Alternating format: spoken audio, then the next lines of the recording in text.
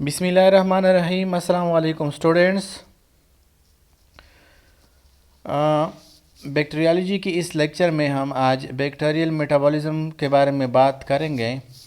इससे पहले हमने introduction to bacteriology, sterilisation, types of sterilisation, disinfection, antisepsis और इसके साथ हमने पढ़ा प्रोकैरियोट्स एंड यूकैरियोट्स का सेल्स, उसमें डिफरेंशिएशन। और साथ में हमने पढ़ा उसके साथ हमने पढ़ा जो बैक्टीरियल ग्रोथ था उसके बारे में हमने पढ़ा। और आज हम पढ़ेंगे बैक्टीरियल मेटाबॉलिज्म कि बैक्टीरियल मेटाबॉलिज्म क्या है, किस तरह बैक्टीरिया चीज़ें को मेटाबॉलाइज करते हैं। तो बैक्टीरियल मेटाबॉलिज्म क्या है? Basic details of glycolysis, tricarboxylic acid cycle, oxidative phosphorylation, ATP biosynthesis, and amino acid metabolism are constant core of their metabolism, essentially similar to that of mammalian cells. इसका मतलब ये है कि जिस तरह मेमेलियन सेल में ग्लाइकोलाइसिस होती है, टीएसई साइकिल होती है, या जो हम ट्राइकार्बोक्सिलिक एसिड साइकिल कहते हैं वो होता है, ऑक्सीडेटिव फास्फोरिलेशन होता है, आप लोगों ने फर्स्ट ईयर की बायोकेमिस्ट्री में पढ़ा होगा। एटीपी बायोसिंथेसिस और अमीनो एसिड्स मेटाबॉलिज्म वो कांस्टेंट होती है, ए सिमिलर जैसी तरह ह्यूमंस में होते हैं इस तरह वो भी क्या होती हैं, बैक्टीरियल में भी इस तरह मेटाबोलाइज होती हैं। आप लोगों को पता होगा कि ग्लाइकोलाइसिस में क्या होती हैं कि एक को कार्बोहाइड्रेट ग्लूकोज की क्या हो जाती है, लाइसिस हो जाती हैं, पे वो अनदर कंपाउंड में तब्दील हो जाती है। इस तरह ट्राइकार्बोक्सिलिक एसिड में भी इस तरह होती हैं। बीटा ऑक्सीडेशन, ऑक्सीडेटिव फास्फोरिलेशन, ये सारी जितनी भी प्रोसेस होती है अमीनो एसिड और मेटाबॉलिज्म, वो जो मेमेलियन सेल्स होता है उसी तरह बैक्टीरिया में भी यही प्रोसेस होते हैं। In addition to metabolic enzyme, many transport protein are also closely related to the mammalian cells in structure and function. जिस तरह इंसानी या मेमेलियन सेल में एंजाइम इन्वॉल्व होते हैं, एंजाइम वहाँ पे क्या करते हैं, रेगुलेटर का काम या वहाँ पे काम करते हैं।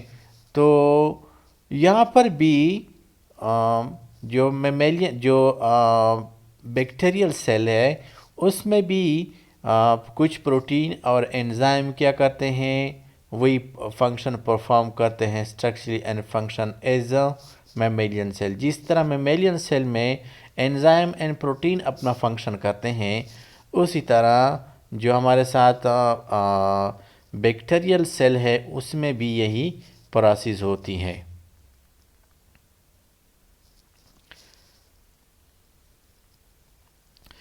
बेसिक केमिकल रिएक्शन, जो हमारे साथ जो बैक्टीरिया है उसमें कौन कौन से बेसिक केमिकल रिएक्शन होते हैं जो मेटाबॉलिज्म में इन्वॉल्व होते हैं। तो सबसे पहले उसमें एनाबॉलिज्म एंड कैटाबॉलिज्म है, साथ में ऑक्सीडेशन एंड रिडक्शन प्रोसेस होता है, और इसके साथ ATP production and energy storage.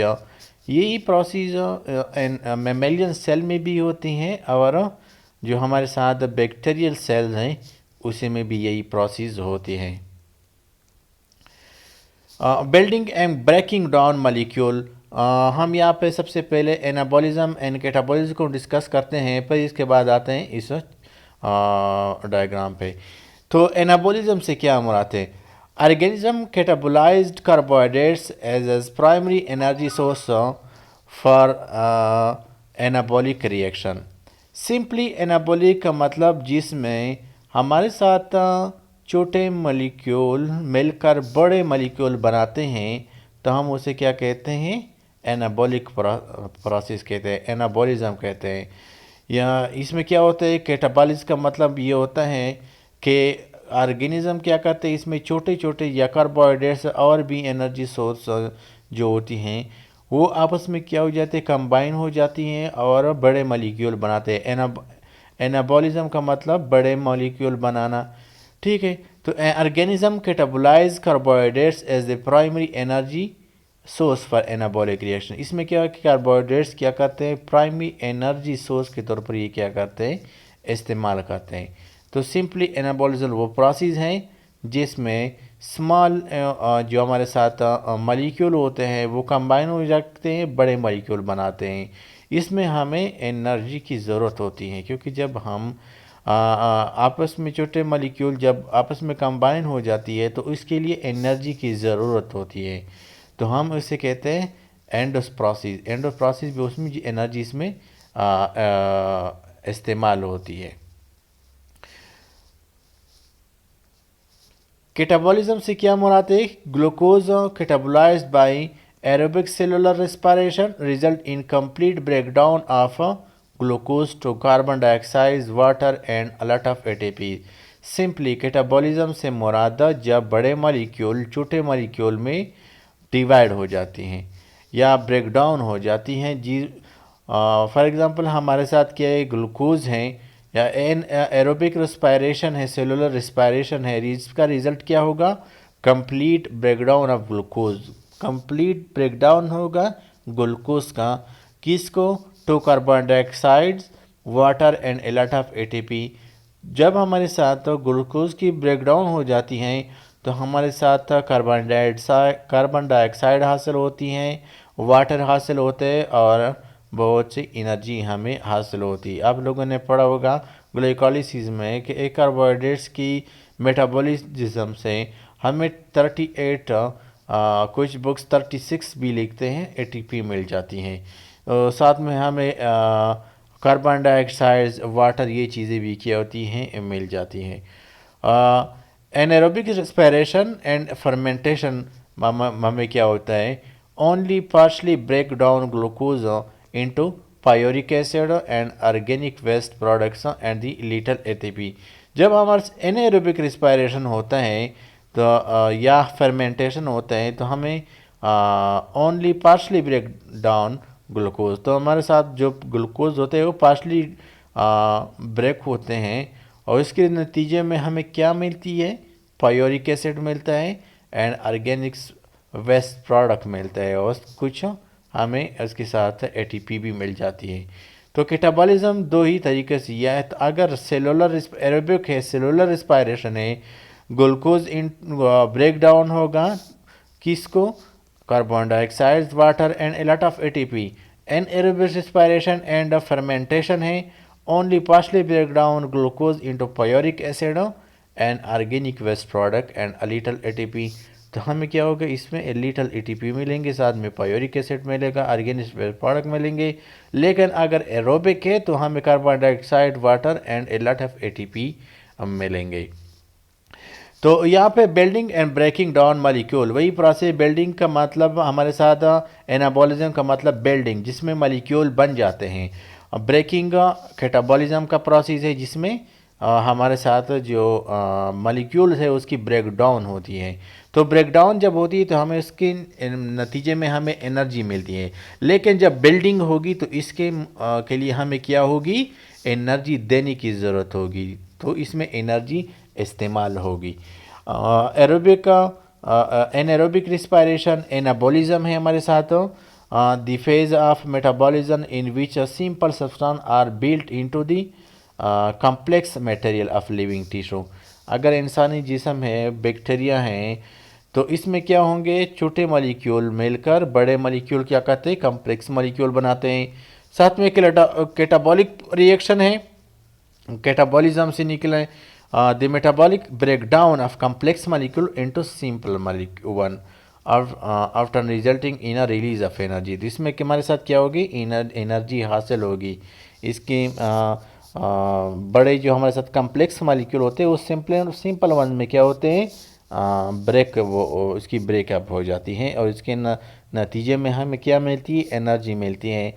लेकिन जो हमारे साथ एनाबॉलिस प्रोसेस है उसमें हमारे साथ जो एनर्जी है वो इस्तेमाल होगी।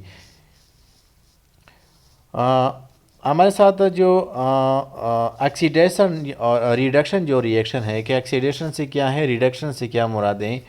तो ऑक्सीडेशन या रिडक्शन साथ जो रिएक्शन है, रिडॉक्स रिएक्शन या reduction reaction, chemical reaction in which electron are gain lost or shared.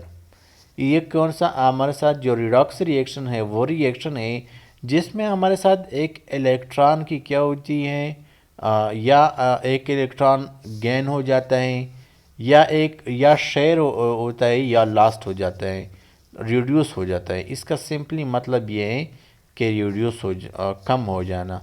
तो अगर लास्ट हो जाते हैं तब भी क्या हो जाती है, कम हो जाती है। अगर शेड हो जाती है तब भी क्या होती है, कम हो जाती है। अगर हम गेन कर लेते हैं तो सेकंड वन से क्या होगा, कम होगा। तो सिंपली वो जिसमें इलेक्ट्रॉन क्या होगी, लास्ट होगी और शेयर्ड होगी। ऑक्सीडेशन से क्या मुराद है, the loss of electron by a molecule, atom और आयन। वो प्रोसेस जिसमें लॉस ऑफ इलेक्ट्रॉन होगा, इलेक्ट्रॉन की लॉस होगा मॉलिक्यूल की तरफ से, आयन एटम और आयन की तरफ से। साथ में रिडक्शन रिएक्शन है, the gain of electron by a molecule, atoms और आयन। तो तीन रिएक्शन है हमारे साथ यहाँ पे। एक रिडॉक्स रिएक्शन है, a chemical reaction in which electron are gain lost और शेड, जिसमें इलेक्ट्रॉन गेन हो, लॉस्ट हो और शेड हो। ऑक्सीडेशन वो है जिसमें इलेक्ट्रॉन की लॉस हो मॉलिक्यूल, एटम और आयन से। रिडक्शन रिएक्शन वो है जिसमें इलेक्ट्रॉन की क्या हो, गेन हो। गेन हो का मतलब हासिल करना, लॉस का मतलब चले जाना। तो तीन किस्म की एक जो रिएक्शन है वो ये भी क्या होती है, जो हमारे साथ बैक्टीरिया है ये रिएक्शन है उसमें क्या होती है, हो जाती है। क्योंकि केमिकल प्रोसेस होती हैं, केमिकल रिएक्शन होती हैं प्रोकैरियोटिक सेल्स में भी, बैक्टीरिया में भी। तो इसमें क्या होगा, ये सेल्स में इलेक्ट्रॉन्स की ट्रांसफ़र होगी एक जगह से दूसरी जगह, गेन एंड लॉस होगा। एटीपी प्रोडक्शन एनर्जी स्टोरेज, ये किस तरह होगी कि हमारे साथ एनर्जी स्टोरिंग न्यूक्लियोटाइड होते हैं। वो क्या करते हैं, जब एनर्जी रिलीज हो जाती है तो वो क्या करते हैं, एनर्जी को स्टोर करते हैं। Phosphorylation and organic phosphate is added to the substrate. जो हमारे साथ न्यूक्लियोटाइड होती है, डीएनए होते हैं, जो हमारे साथ न्यूक्लिक एसिड होते हैं, तो फिर उसमें ये क्या होती हैं, जो हमारे साथ फास्फेट है वो हासिल हो जाता है। तो क्या कहते हैं, वो हमें हासिल होती है। आप इस पिक्चर में देख सकते हैं हमारे साथ एक न्यूक्लियोटाइड है, न्यूक्लियोटाइड ने एनर्जी खारिज कर दी, साथ में फास्फेट हासिल की। तो दूसरे हमारे साथ जो फास्फोरिलेशन जो प्रोसेस हैं उसी ने उसको क्या करती है, गेन कर दी है। अच्छा, तो aerobic bacteria obtain the energy and intermediates only through oxidation. तो यहाँ पर ये बहुत इंपॉर्टेंट है कि जो हमारे साथ एरोबिक बैक्टीरिया है, अपटेन देयर एनर्जी, वो अपनी एनर्जी को किस तरह हासिल करेंगे, and intermediates only through oxidation, सिर्फ ऑक्सीडेशन के ज़रिए हासिल करेंगे।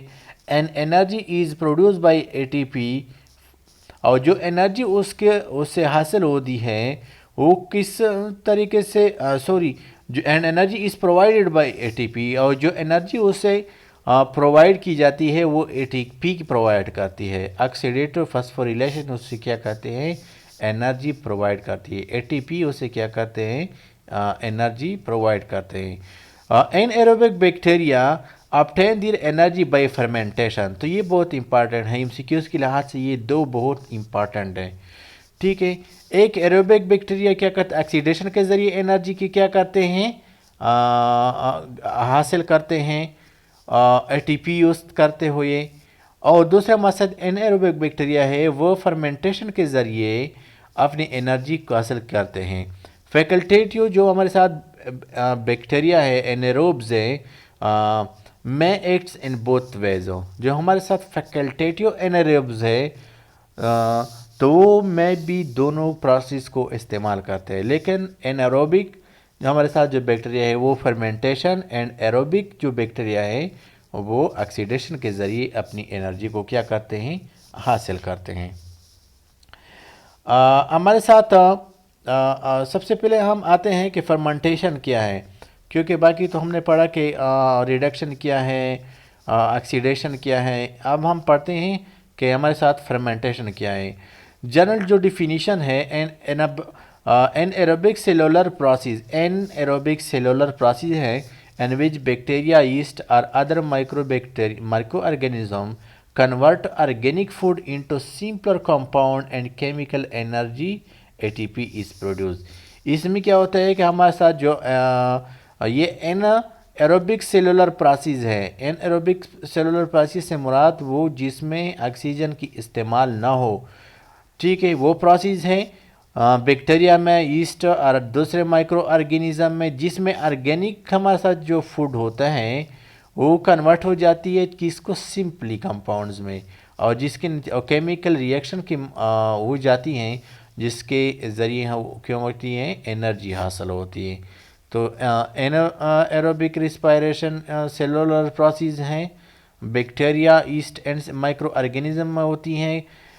जो हमारे साथ ऑर्गेनिक फूड्स है वो कन्वर्ट हो जाती है सिंपलर कंपाउंड्स में, और केमिकल रिएक्शन के नतीजे में हमें जो हाँ बैक्टीरिया है उनको क्या होती है, एनर्जी मिलती है।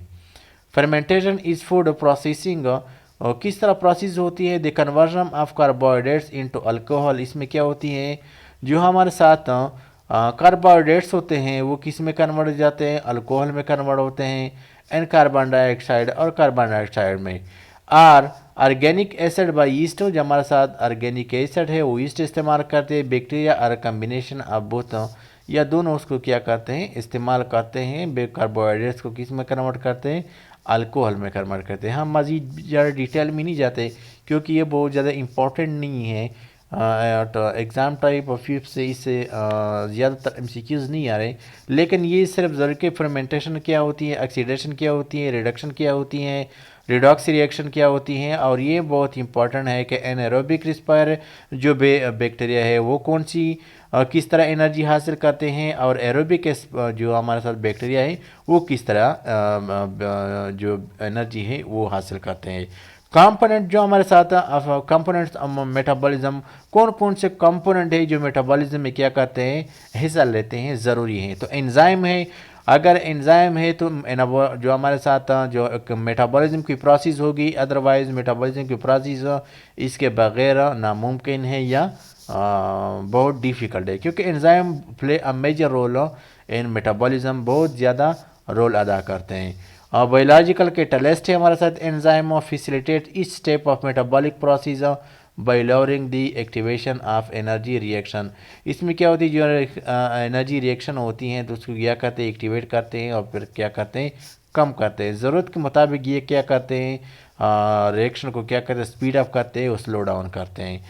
साथ में हमारे साथ एटीपी है, एडिनोसिन ट्राइफॉस्फेट है, so as a energy currency of cell. तो ये क्या करते हैं, जिस तरह हमारे साथ रुपया एक करेंसी है, इस्तेमाल करते हैं, इसके बगैर हम कुछ भी नहीं ख़रीद सकते, तो इस तरह एटीपी क्या है, सेल्स की करेंसी है। साथ में हमारे साथ एनर्जी जो सोर्स है, compound that is oxidise to release energy, also call as a electron donor. तो एनर्जी सोर्स है जिससे एनर्जी हासिल होती है, तो उसे इलेक्ट्रॉन डोनर भी कहते हैं। अगर फूड नहीं है, सोर्स नहीं है, तो एनर्जी कहाँ से मिलेगी। साथ में इलेक्ट्रॉन्स कैरियर्स है, carry the electrons that are remove during the oxidation of energy source. तो हम इलेक्ट्रॉन्स कैरियर होते हैं, इलेक्ट्रॉन्स के ले जाने हो वाले होते हैं, तो क्या कहते हैं, इलेक्ट्रॉन्स जब ऑक्सीडेशन में हासिल हो जाती है उसको क्या कहते हैं, कैरी करते ले जाते हैं। साथ में प्रिकॉसर्स मेटाबोलाइट्स हैं, intermediates metabolic that link anabolic and catabolic process. वो प्रिकॉसर है जो हमारे साथ मेटाबॉलिक में एनाबॉलिक एंड केटाबॉलिक को आपस में क्या करते हैं, लिंक करते हैं। तो सिंपल सी टॉपिक है हमारे साथ metabolism of bacteria, bacterial metabolism. तो बहुत सिंपल है, इसमें बहुत कुछ नहीं है। जिस तरह मेटाबॉलिज्म जो हमारे साथ ह्यूमन सेल में होती हैं, इस तरह बैक्टीरियल की सेल में भी होती हैं, ठीक है। इसकी 3 एनाबोलिज्म एंड कैटाबोलिज्म में ऑक्सीडेशन एंड रिडक्शन रिएक्शन इसमें होती हैं, साथ में ATP production and energy storage होती है। तो एनाबॉलिक वो प्रोसेस हैं जिसमें स्मॉल मॉलिक्यूल क्या होती हैं, मिलकर बड़े मॉलिक्यूल बनाते हैं, इसमें एनर्जी यूज़ होगी। कैटाबॉलिज्म वो है जिसमें कम्प्लेक्स मॉलिक्यूल बड़े मॉलिक्यूल की ब्रेकडाउन होती है सिंपल वन में, इसमें एनर्जी हमें हासिल होती है या बैक्टीरिया को हासिल होती हैं। सेम है प्रोकैरियोट एंड यूकैरियोटिक सेल में। फिर एनाबॉलिज्म और कैटाबॉलिज्म ये भी हमने पढ़े हैं। साथ में ऑक्सीडेशन रिडक्शन, जिसमें रिडॉक्स रिएक्शन क्या है, ऑक्सीडेशन क्या है, रिडक्शन क्या है। ATP production and energy storage किस तरह होती है, एनर्जी जब हमारे साथ स्टोर होती है तो कहाँ पे स्टोर होगी, न्यूक्लियोटाइड में। साथ में phosphorylation and organic phosphate added होता है टू सबस्ट्रेट को। पहले हमने पढ़ा कि एरोबिक जो बैक्टीरिया होती हैं वो किस तरह एनर्जी हासिल करते हैं, वो ऑक्सीडेशन के ज़रिए। जो एनएरोबिक बैक्टीरिया है वो किस तरह एनर्जी हासिल करते हैं, वो फर्मेंटेशन के ज़रिए। फैकल्टेटिव एनारोब्स में भी दोनों के थ्रू जो एनर्जी है वो हासिल कर सकते हैं। साथ में हमने पढ़ा फिर कि फर्मेंटेशन किया है कि वो सेलुलर एनारोबिक सेलुलर प्रोसेस है जिसमें जो हमारे साथ बैक्टीरिया है, ईस्ट है, माइक्रो ऑर्गेनिज्म है, वो ऑर्गेनिक फोर्स को क्या करते हैं, सिंपल में कन्वर्ट करते हैं, एनर्जी को इसमें हासिल होती हैं। फिर इसमें के बाद हमने पढ़ा कि कौन कौन से कंपाउंड जो हमारे साथ कंपाउंड है वो इन्वॉल्व है मेटाबॉलिज्म में। प्रोकैरियोट में तो एंजाइम है, एटीपी है, एनर्जी सोर्स है, इलेक्ट्रॉन्स कैरियर हैं, प्रिकॉर्सर्स है। तो इंशाल्लाह फिर नेक्स्ट लेक्चर में हम दूसरे जो बहुत इम्पोर्टेंट टॉपिक है उसकी तरफ जाएंगे। तो तब तक के लिए अल्लाह हाफिज़।